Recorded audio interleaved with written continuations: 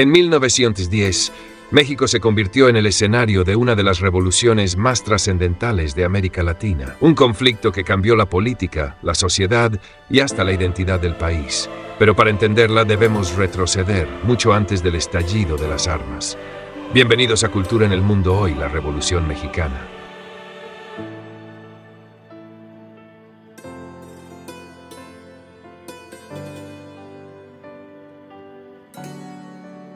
El origen de la tormenta.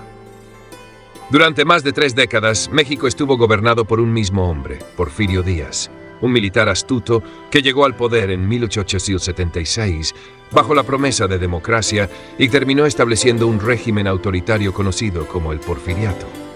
Durante su gobierno, México experimentó una modernización sin precedentes. Se construyeron ferrocarriles, se atrajo inversión extranjera, se desarrolló la minería y surgieron grandes ciudades modernas. Pero detrás de esa fachada de progreso, la realidad para la mayoría era muy distinta. El crecimiento económico beneficiaba principalmente a las élites y a los inversionistas extranjeros. Las tierras fértiles estaban en manos de hacendados y empresas extranjeras, mientras que los campesinos indígenas y mestizos eran despojados y obligados a trabajar en condiciones casi de servidumbre. Los obreros vivían en fábricas con largas jornadas y salarios miserables. Por si fuera poco, Díaz llevaba más de 30 años en el poder gracias a fraudes electorales. En 1910, tras declarar que permitiría elecciones libres, decidió presentarse de nuevo y ganar otra vez, manipulando el resultado. Esto fue la chispa que encendió el polvorín. El llamado a la revolución Francisco Pérez de Madero, un hacendado con ideas democráticas, se convirtió en el principal opositor de Díaz.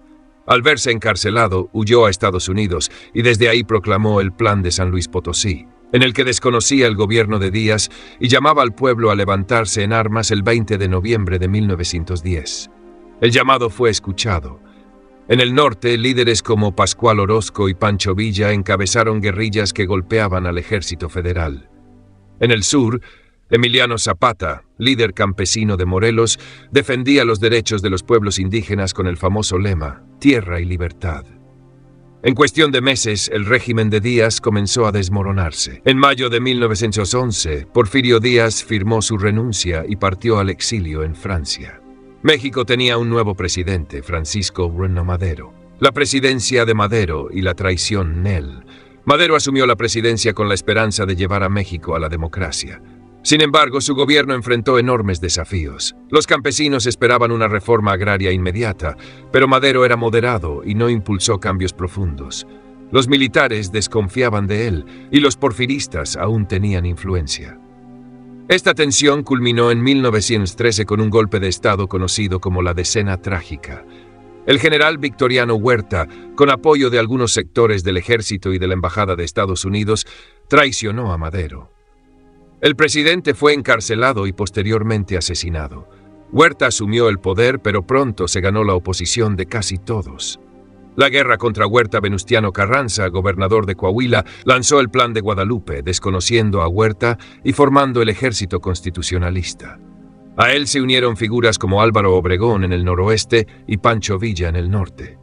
Mientras tanto, Zapata continuaba su lucha en el sur bajo su propio plan, el Plan de Ayala, exigiendo restitución de tierras. En 1914, Huerta fue derrotado y huyó del país. Pero la caída de Huerta no trajo paz, sino una guerra interna entre los propios revolucionarios.